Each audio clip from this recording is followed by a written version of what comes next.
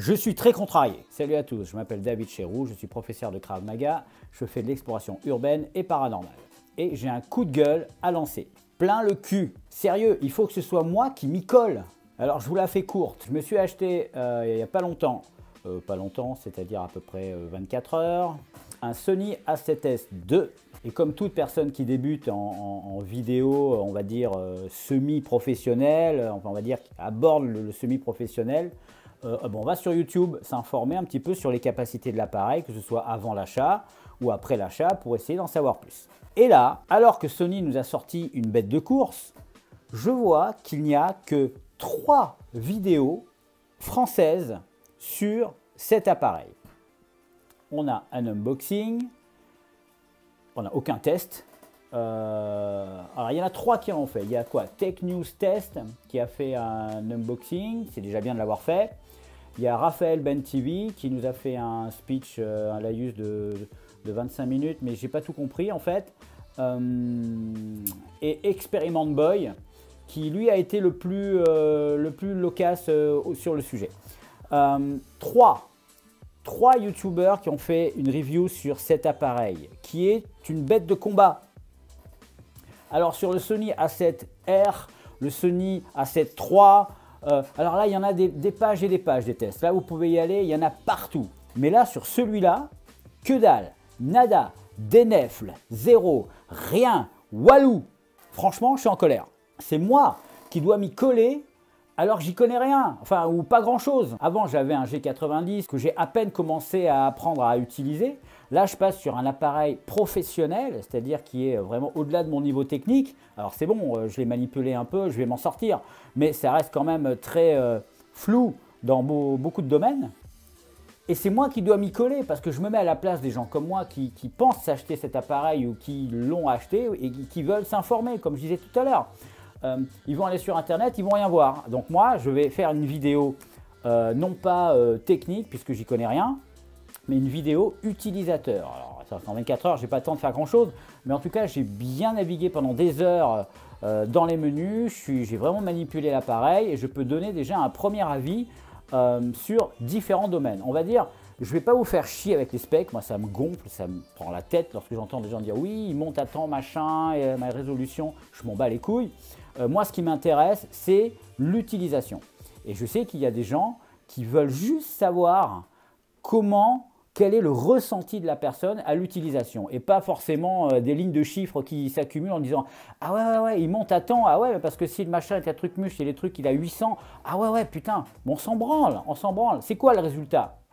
Je ne vais pas vous parler de qualité d'image là-dessus, c'est une Ferrari le bordel. Ah merde, je ne vous l'ai pas montré, tenez, il est là, voilà. Sony A7S III avec un objectif j'ai oublié, 28-75 qui ouvre à 2.8.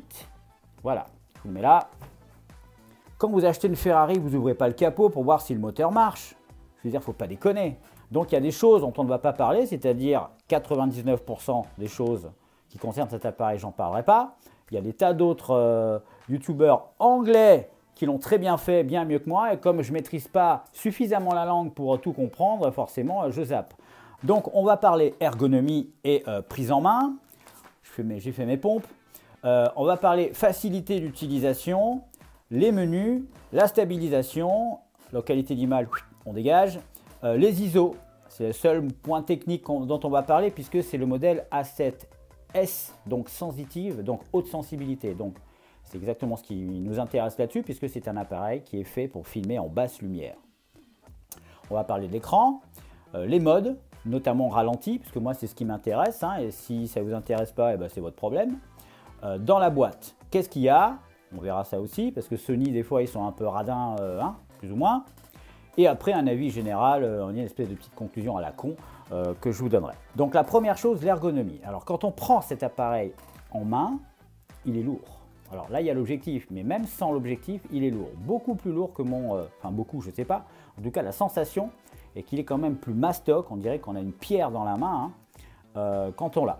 Donc par contre, on a une grosse impression de qualité. Ça, c'est sûr. Tout est bien fini. Au prix où je l'ai payé, il y a intérêt. Parce que alors là...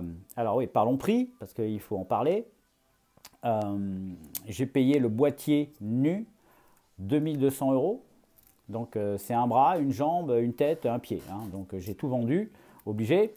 Ensuite, l'objectif, lui, coûte 1000 €, enfin quasiment 1000 € à lui tout seul. Donc vous faites le calcul, hein, bien évidemment, heureusement que les boutiques font des crédits, hein, donc je m'en suis mis pour 3 ans. Mais c'est un investissement, évidemment, n'allez pas acheter ça comme premier appareil, c'est complètement débile. Il faut avoir un objectif semi-pro, voire pro. Moi, j'ai vraiment des exigences particulières qui sont très ciblées sur les vidéos que je fais, qui sont 90% du temps filmées de nuit. Donc, je voulais un appareil qui soit sans concession au niveau de la sensibilité en basse lumière. Donc là, j'ai vraiment trouvé une bête de course à ce niveau-là. Avec cet appareil, vous pouvez filmer dans la nuit noire sans aucune lumière. Mais vraiment, dans la nuit noire. Je vais vous mettre dans la description un lien vers quelqu'un qui l'a fait bien mieux que je ne le ferai. Et vous allez voir que vous passez de la nuit noire à une ambiance plein jour, uniquement avec la sensibilité de l'appareil, la montée en ISO. Donc, je reviens à mon ergonomie. Prise en main, super, etc. Donc, j'ai vu certains youtubeurs qui reprochaient à Sony la taille des boîtiers au niveau de l'ergonomie parce que, effectivement, quand on a le boîtier en main, on a le petit doigt qui se balade. Sérieux les gars, vous chipotez. Putain, sortez-vous les doigts du cul là. Parce que là, quand on est comme ça, on le tient. À moins d'avoir des mains de déménageur, je vois pas quoi. C'est vraiment pour pinailler. Alors ah oui, le doigt est là, puis là le bouton il est là. Je l'aurais préféré 1 cm à côté. Putain, parlez pour ne rien dire. Hein. Je veux dire, heureusement vous faites des vues parce que sinon vous ne gagneriez pas votre vie. Hein. Donc voilà. La poignée est très bien, elle est petite, oui, mais elle est très bien, l'appareil tient bien en main. Voilà, si vous avez l'habitude de tenir votre appareil avec 4 cm entre chaque doigt, bon, ça va peut-être pas vous convenir, hein. Achetez plutôt du Canon, où là, vous avez un appareil qui va peser 25 kg. En plus, ça vous fera les muscles. Donc là, au niveau ergonomie, moi, je trouve qu'on est bien.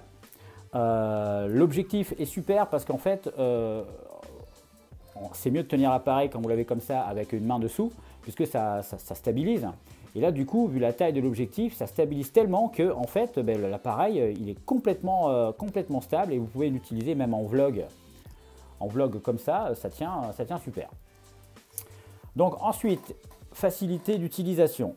Alors, je ne peux pas trop en parler non plus. Sony n'est pas connu pour sa pédagogie au niveau de la facilité d'utilisation. Les menus sont carrément d'une autre planète, quoi. Je vais comparativement, on va dire, à Panasonic. Hein. Moi, je viens de Panasonic, donc évidemment, Panasonic sont très pédagogues. C'est extrêmement bien, c'est fait vraiment par catégorie. C'est très facile à comprendre. Sony, c'est vraiment, voilà, il faut avoir appris la langue Sony pour pouvoir s'en sortir. Mais, paradoxalement, j'ai été agréablement surpris sur ma capacité à plus ou moins comprendre ce qui se passait. Du coup, je pense que je m'en sortirai avec des conseils d'avis de personnes plus compétentes que moi, bien entendu. D'ailleurs, j'ai pas honte de dire, hein, à la boutique où je l'ai acheté, ils font des sessions pour les gens qui ont des nouveaux appareils pour apprendre à s'en servir et des spécialistes qui viennent leur apprendre et ça, je trouve ça super.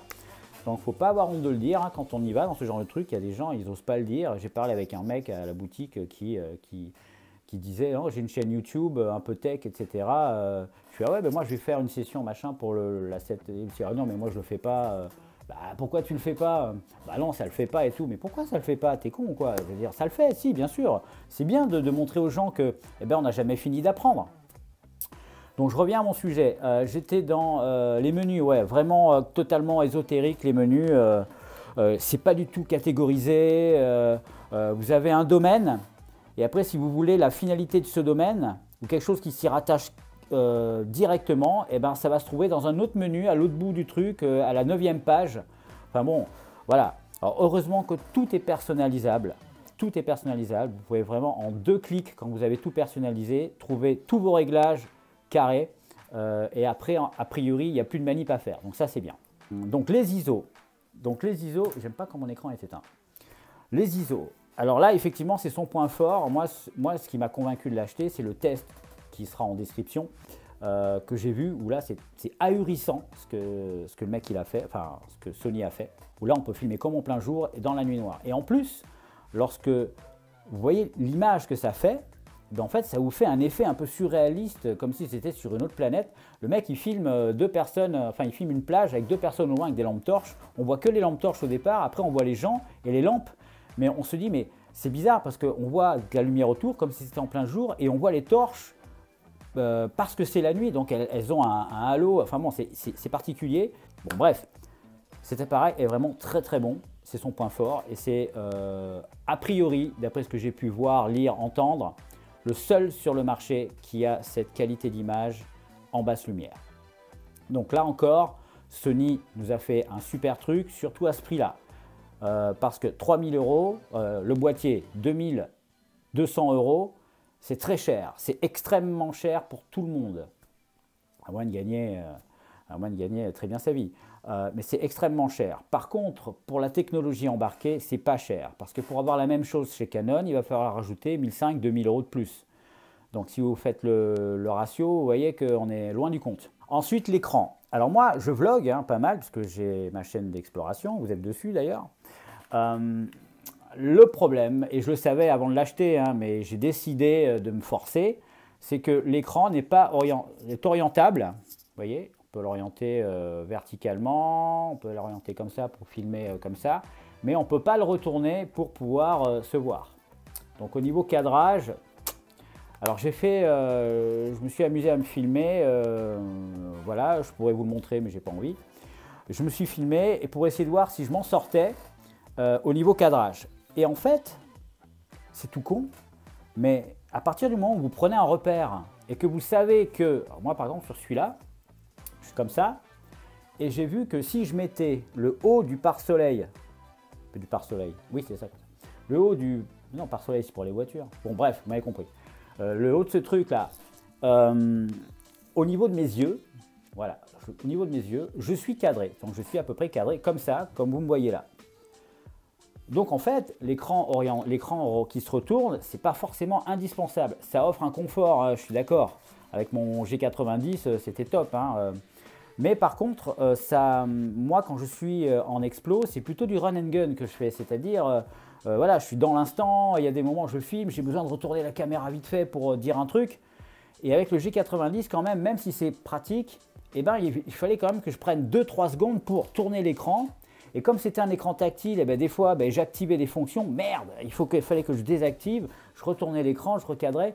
Et au bout du compte, c'était une perte de temps. Pour moi, attention, c'est mon utilisation, mon avis. Et donc du coup, je me rends compte aussi que beaucoup de youtubeurs travaillent avec ce type d'écran, notamment le grand JD qui a ce type d'appareil à écran orientable mais qui ne se retourne pas. Et apparemment, ça n'a pas l'air de lui poser de problème pour se cadrer quand il se filme lui-même. Donc voilà, c'est un défaut, mais je pense qu'à la longue, ce ne sera pas forcément un trop gros défaut. L'écran n'est pas tactile, et ça franchement, moi je m'en tape le steak totalement. Je me suis rendu compte qu'avec le G90 qui avait les molettes et tous les boutons et l'écran totalement tactile, je voyais que l'écran tactile, je n'utilisais pas ou presque pas. Donc moi ça me va très bien, les boutons, je suis peut-être de la vieille école, je sais pas, mais le tactile, ça ne me dérange pas de ne pas l'avoir. Donc ça c'est très bien. Donc au niveau de l'écran, c'est tout. La qualité, la luminosité est très bien. Je n'ai pas eu le temps de le tester en pleine lumière parce qu'ici à Bordeaux, c'est un temps de chien, comme tous les jours de l'année d'ailleurs, enfin ou presque. Je vais vous dire un truc, Bordeaux, ne venez pas y vivre, tout le monde veut venir à Bordeaux, mais ne venez pas, c'est l'une des villes de France où il pleut le plus. Alors on dit, à Bordeaux il fait beau, c'est pas vrai, il pleut moins à Paris. Alors à Paris il fait plus souvent gris, mais à Bordeaux, il pleut beaucoup plus souvent qu'à Paris. Donc ici, c'est vraiment, bon, moi j'ai horreur de la flotte, alors c'est vrai que bon. Bref, donc pour l'écran, voilà, luminosité très bien, j'ai mis, c'est réglable, bien entendu, en fonction de la luminosité. Ça a pas l'air, ça a l'air très très lumineux quand on le met au maximum, moi je l'ai mis normal. Si c'est trop lumineux ou quoi, vous avez l'œilleton, l'écran intérieur est vraiment top. Voilà, il y a toutes les infos, c'est propre quoi, c'est propre. Ensuite les modes, donc moi ce qui m'intéresse c'est surtout le mode ralenti, tout ce qui est mode image, ambiance et tout, ça ne m'intéresse pas. Alors je fais pas encore trop de colorimétrie à l'écran, j'applique des filtres pour donner une ambiance à l'image, donc tout ce qui est natif de l'appareil, ça ne m'intéresse pas. Par contre, le ralenti, ça m'intéresse. là où le vendeur a commis une erreur, sur le G90, il y a un mode ralenti. Ce qui fait que vous allez vous sélectionner 50, 80, 100 images par seconde. Vous mettez en enregistrement, vous filmez votre scène et vous mettez directement en lecture sur votre boîtier et l'image est déjà au ralenti. Plus qu'à exporter, mettre sur votre planche de montage, c'est terminé. Donc ça, c'est top. Et je voulais savoir si cet appareil l'avait aussi. Ils m'ont dit non. Vous pouvez filmer en 50 images, 80, je ne sais plus combien ce qu'il m'a dit. Vous pouvez faire des ralentis, mais ça sera post-prod, c'est-à-dire ça sera avec votre logiciel que vous devrez ralentir. Ok, ça me contrarie un peu parce que j'utilise un Movavi comme logiciel de montage. C'est une grosse merde. Enfin non, c'est pas une grosse merde, ça marche bien. Non, ça marche pas bien. Bon bref, c'est une petite merde qui marche pas trop mal. J'ai payé ça 70 balles ou je sais plus. Bon, ça commence à devenir limite pour les montages que je fais. Bon, tant que j'ai pas trouvé mieux, en tout cas, première, j'ai pas pu l'avoir en version craquée. Voilà, ça paraît compliqué. Donc, je vais peut-être m'acheter Vegas Pro, finalement. Bref, je sors du sujet. Oui, le mode ralenti. Et du coup, il ne l'avait pas. Et j'ai navigué dans les menus et dans les modes, alternatifs, en fait, je suis tombé sur un mode où il y a 4 types de ralenti, d'accord, que l'appareil prend en charge tout seul. Donc, les réglages ne peuvent pas être faits de façon manuelle, pas tous en tout cas. Vous pouvez gérer soit la vitesse, soit l'ouverture, etc. Et il fait des ralentis. Vous mettez en lecture après et vous avez votre ralenti directement sur l'écran. Donc, pas besoin de ralentir après coup. Ok, super. Le problème, c'est qu'il y a un énorme crop sur l'écran. Ça veut dire qu'il retaille dans l'image. C'est-à-dire que là, l'image que vous voyez, si vous voulez la filmer au ralenti avec ça, et bien en fait, il va vous couper l'image en fait et ça va être très zoomé en fait. La plupart ont ce défaut, hein, mais bon, j'ai pas souvenir que mon G90 il y avait un gros crop, il y en avait un petit il me semble, mais celui-là il y a quand même un gros crop. Donc si vous voulez faire un ralenti, pensez à vous reculer, voilà. Mais je pense que quand même la qualité fait que de l'appareil et du résultat fait que bon, ben, c'est peut-être un défaut sur lequel on peut passer. Ensuite, dans la boîte, qu'est-ce qu'il y a dans la boîte? Eh ben, dans la boîte, vous avez donc le boîtier. Donc il n'y a pas l'objectif puisque moi j'ai acheté le boîtier nu, il n'y avait pas d'objectif de kit. Vous avez 2 batteries, pas mal. Bon, on ne peut pas dire que ce soit au niveau de l'autonomie que Sony se démarque chez la concurrence, mais on va dire qu'ils ont été sympas sur ce coup-là, 2 batteries. Moi j'en ai racheté 2 autres pour quand même être confortable, à peu près confortable. Ensuite vous avez un chargeur, vous avez des adaptateurs prises étrangères, etc. qu'on n'utilisera jamais. Vous avez un petit adaptateur pour les câbles qu'on branche sur le côté là, pour pas qu'ils se plient trop ou qu'ils se cassent. Donc il faut le mettre pour si on met des câbles. Bon, moi je m'en fous, je ne mets pas ça. Globalement, je dirais que, alors mon avis général, je dirais que c'est un super appareil. Forcément, je ne vais pas dire le contraire. Surtout pas moi qui ne suis pas une pointure en la matière. J'ai dit hier à ma copine et à un pote que quand je l'avais en main, je me sentais presque intimidé. Non mais sérieux, presque intimidé. Je me dis mais voilà quoi, je veux dire, c'est à moi de bien apprendre à me servir et quand je vois les résultats qu'on peut faire avec ça, vous pouvez faire des films. Pour la petite histoire, sachez que il y a un épisode de Dr House qui a été entièrement tourné avec ça. Rien d'autre. Ça, un épisode entier. Et je suis sûr que personne n'a vu la différence. Donc, c'est vous dire la qualité du bordel. Donc, je dis que c'est évidemment un super appareil. C'est quand on a les moyens de se le payer. Alors, il ne faut pas être millionnaire pour se payer ça. Il faut juste se dire, bon ben voilà, au lieu de m'acheter une nouvelle bagnole, au lieu de, j'en sais rien, changer de moto, je m'achète ça, j'investis pour l'avenir, voilà, parce que j'ai vraiment envie de m'investir dans la vidéo et de faire des choses quand même de plus en plus professionnelles.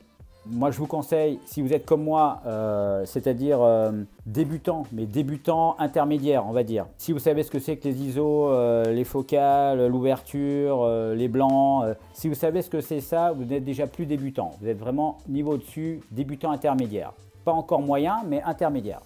Donc, si vous êtes comme ça, si vous avez les moyens, si vous avez un objectif professionnel, c'est-à-dire si vous êtes sûr de pouvoir gagner un peu d'argent à un moment donné, pour rentabiliser, alors oui, c'est sûrement un bon investissement. Dans le cas contraire, si c'est vraiment que du loisir, c'est-à-dire un peu comme moi, où vous ne gagnez pas une thune sur YouTube, non, c'est pas un bon choix. Alors vous allez me dire, mais t'es con ou quoi? Pourquoi tu l'as acheté? Ben, je vous l'ai expliqué tout à l'heure, hein, et ne me faites pas répéter. C'est parce que j'ai besoin d'une sensibilité en basse lumière qui soit hors de toute proportion. Parce que j'en ai plein le cul de me taper des night shots. Alors les night shots c'est bien, mais il faut avoir plusieurs caméras. Donc j'ai trouvé la solution, j'ai une mini caméra qui fait night shot maintenant. Bon, ça vous allez me dire. Mais avec ça, si j'ai envie de faire un plan dans la nuit noire, je peux. J'ai pas besoin de me dire, ah putain, il faut que je mette le truc en night shot là pour... je peux le faire. Avec une seule caméra, je peux tout faire. Après, si je veux faire croire que c'est un night shot, c'est facile. Je filme pleine nuit et après je mets un filtre vert au montage et puis tout le monde croira que c'est du night shot. Je peux donner des ambiances comme ça, mais uniquement avec ça. Vous voyez? Donc c'est quand même confortable. Aller dans les boutiques de photos, on a toujours l'impression que les gens qui vont là-bas payent cash leur matos, ce qui est entièrement faux. Les gens prennent un paiement en 3 fois, 4 fois, 10 fois ou plus. Et ça vous permet, quand vous avez un budget normal, on va dire, eh ben moyennant une somme par mois pendant X temps, eh ben d'avoir quand même du bon matériel. Si en plus vous prédisposez à une carrière de photographe ou quoi, ça vous permet d'avoir du bon matériel tout de suite. Donc voilà, maintenant avec toutes les gammes qu'il y a en plus, maintenant il n'y a plus de problème, on a toujours un truc bien pour pas trop cher. Voilà, c'était mon avis sur l'A7S II. Voilà, ça sera la 4e vidéo sur le sujet. Voilà, et j'ai encore les boules de m'être fait violence pour le faire parce que ben, c'est pas mon truc. Moi je suis pas un spécialiste tech, je suis juste un utilisateur. Et peut-être pour pousser le vice, si j'ai d'autres matos, ben, peut-être que je ferai dans les playlists un truc testing, histoire de faire un retour d'expérience sur certaines choses et de matériel que beaucoup de monde utilise. Voilà.